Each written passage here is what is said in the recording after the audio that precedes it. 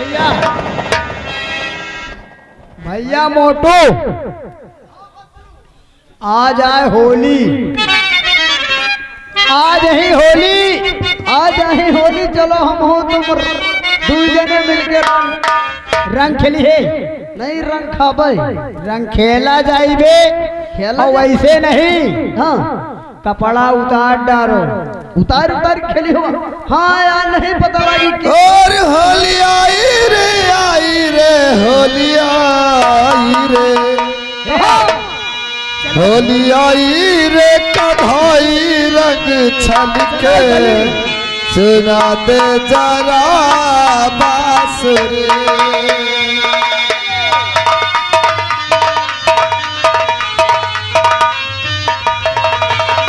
होली आई रे होली आई रे, होली आई रे होली आई रे, होली आई रे कढ़ाई रंग छलके सुना दे जरा बांसुरी।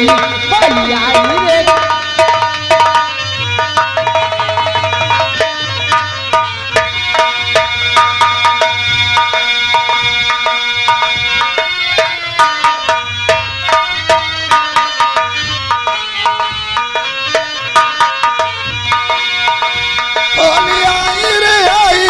होली आई रे, होली आई रे होली आई रे, होली आई रे कढ़ाई रंग छलके सुना दे जरा बांसुरी।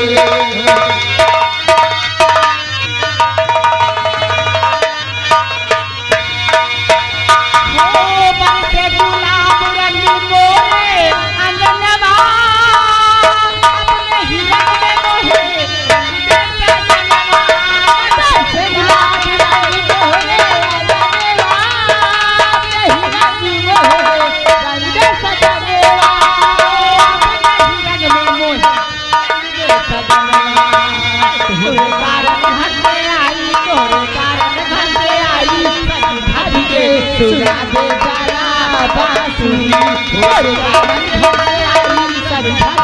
सुना दे जरा बांसुरी।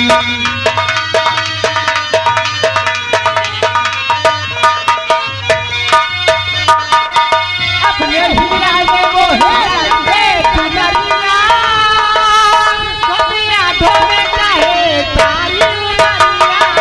अपने हिला में मोहे रंगे चुनरिया, कबिया ढोले चाहे सारी उमरिया।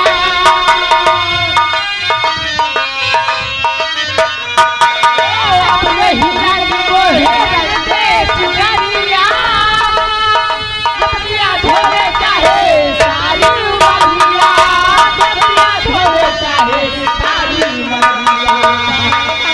आई तो आई नहीं करके सुना दे जरा बांसुरी।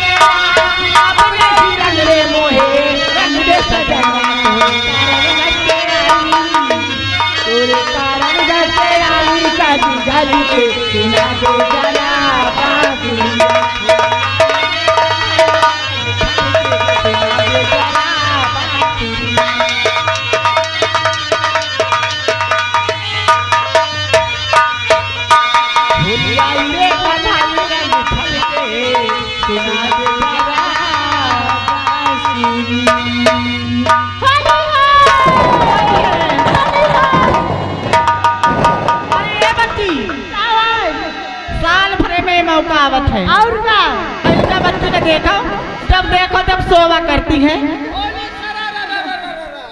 होली सब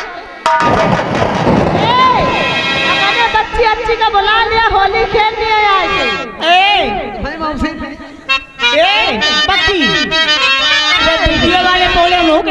दिया वो मुस्की काटते हैं। उनके हाँ ए हाँ होली सुनाई हो हाँ बोझा वोझा न खाई होगा गाजा तो बच्ची बना रखे खा ले हम